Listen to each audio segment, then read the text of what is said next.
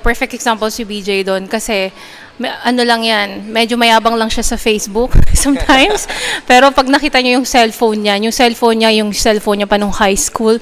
Tapos ilang beses na bumagsak. Tapos meron ng tape. College.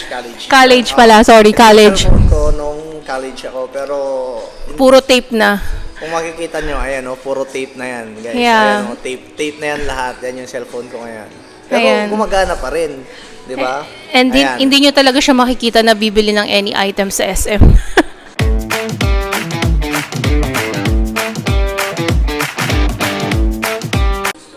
Yung utang kasi guys, hindi masamang umutang. Maraming mayayaman na marami ang utang. Correct.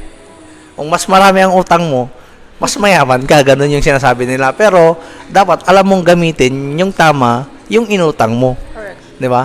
Kung dati kasi na-experience ko yan, yung hindi ko pa alam yung about sa money, love, yung alambawa, nakalagay na yung mga bayarin mo, lalo kung breadwinner ka. So, hindi kita mabiblame if you're a breadwinner and walang natitira sa'yo because I totally understand that.